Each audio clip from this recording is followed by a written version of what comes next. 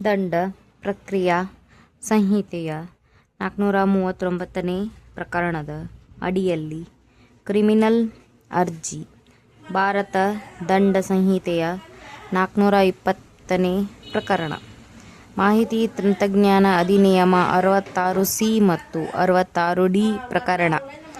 ಅರ್ಜಿದಾರರು ಭಾರತ ದಂಡ ಸಂಹಿತೆಯ 420ನೇ ಪ್ರಕರಣ ಮತ್ತು ಮಾಹಿತಿ ತಂತ್ರಜ್ಞಾನ ಅಧಿನಿಯಮದ 66C ಹಾಗೂ 66D ನೇ ಪ್ರಕರಣಗಳ ಅಡಿಯಲ್ಲಿ ಶಿಕ್ಷಾರ್ಹ ಅಪರಾಧವನ್ನು ಎಸಗಿರುವರೆಂದು ಆರೋಪಿಸಿ ದೋಷಾರೋಪಣಾ ಪಟ್ಟಿಯನ್ನು ಎದುರುದಾರರು ಅರ್ಜಿದಾರರ ವಿರುದ್ಧ ಅಧಿವಿಚಾರಣಾ ನ್ಯಾಯಾಲಯದಲ್ಲಿ ಸಲ್ಲಿಸಿರುತ್ತಾರೆ.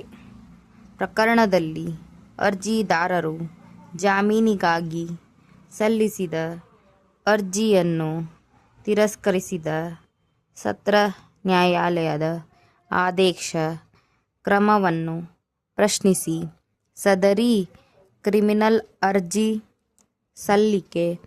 ಸದರಿ ಪ್ರಕರಣದಲ್ಲಿ ಅರ್ಜಿದಾರರು ಮಹಿಳೆಯಾಗಿದ್ದು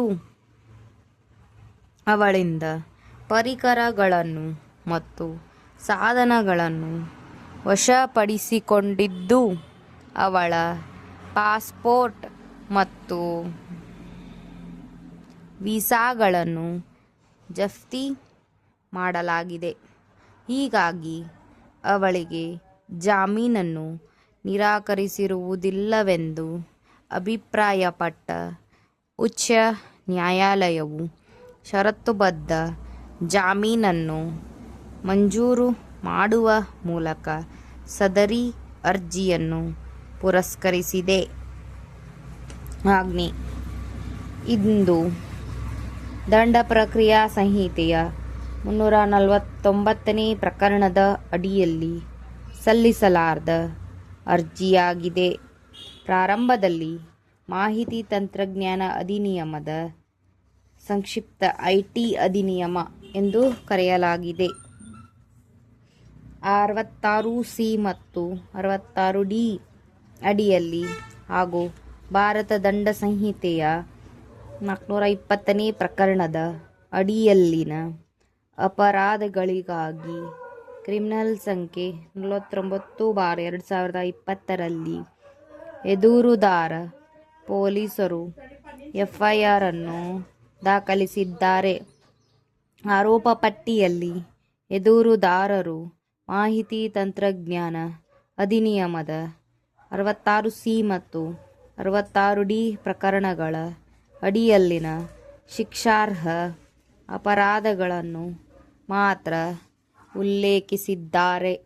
ಹಿನ್ನೆಲೆ: ದಿನಾಂಕ 22/2/2020ರಂದು ಪವಿತ್ರಾ ಡಿ ಎಂಬ ಮಹಿಳೆಯು ಎದುರುದಾರ ಪೊಲೀಸರಿಗೆ ದೂರು ನೀಡಿದ್ದು, ಅದರಲ್ಲಿ 24/2/2020ರಂದು 21:58 ರಿಂದ 21:05 ಗಂಟೆಯ ನಡುವೆ ತನ್ನ ಮೊಬೈಲ್ ಫೋನಿಗೆ ತನ್ನ ಬ್ಯಾಂಕ್ ಖಾತೆಯಿಂದ 9 ಬಾರಿ 10,000 ರೂಪಾಯಿಗಳನ್ನು ತೆಗೆದಿರುವ ಬಗ್ಗೆ ಮೆಸೇಜುಗಳು ಬಂದಿವೆ ಎಂದು ತಿಳಿಸಿದ್ದಾರೆ.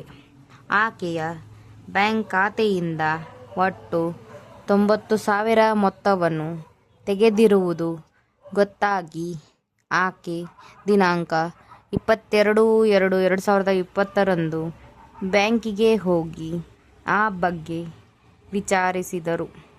ಆಕೆಯ ಬ್ಯಾಂಕ್ ಖಾತೆಯಿಂದ 90,000 ಮೊತ್ತವನ್ನು ಯಾರೋ ATM ಕೌಂಟರ್ನಲ್ಲಿ ತೆಗೆದಿರುವುದು ಆಕೆಗೆ ತಿಳಿದುಬಂತು.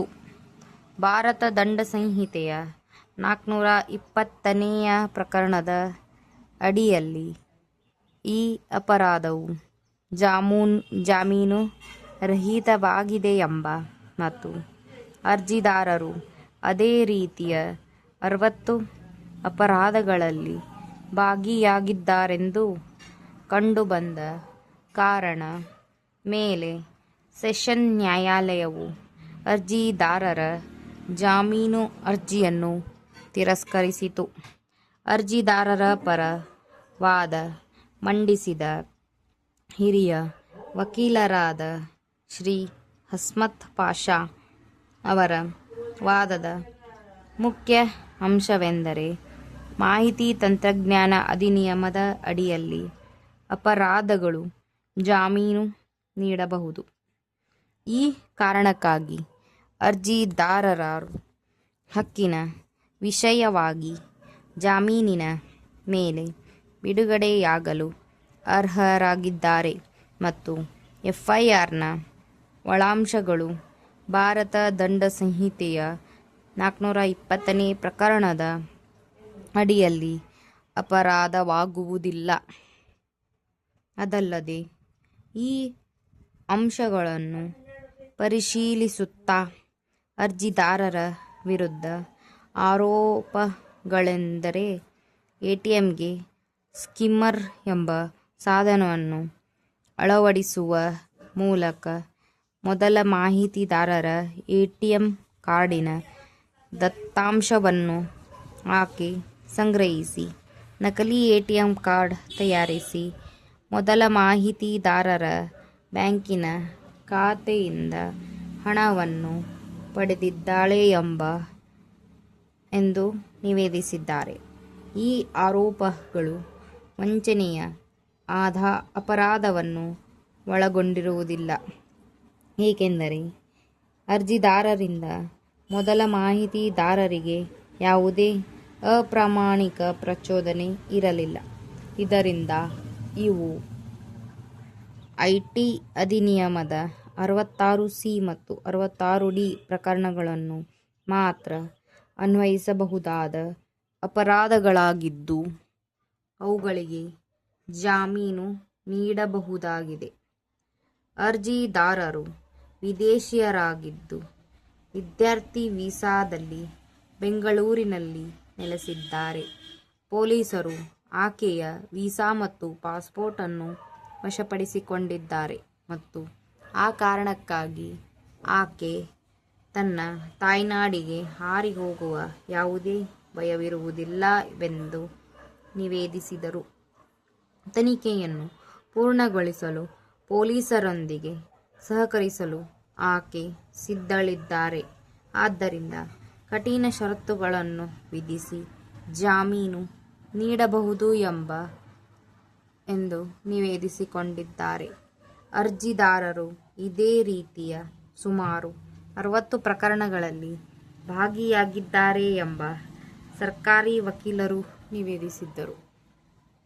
ಇಂತಹುದೇ ಅಪರಾಧಕ್ಕಾಗಿ ಆಕೆ ಮತ್ತು ಇತರ ಆರೋಪಿಗಳ ವಿರುದ್ಧ ಬೇರೆ ಬೇರೆ ಪೊಲೀಸ್ ಠಾಣೆಗಳಲ್ಲಿ ಎಫ್ಐಆರ್ಗಳು ದಾಖಲಾಗಿವೆ.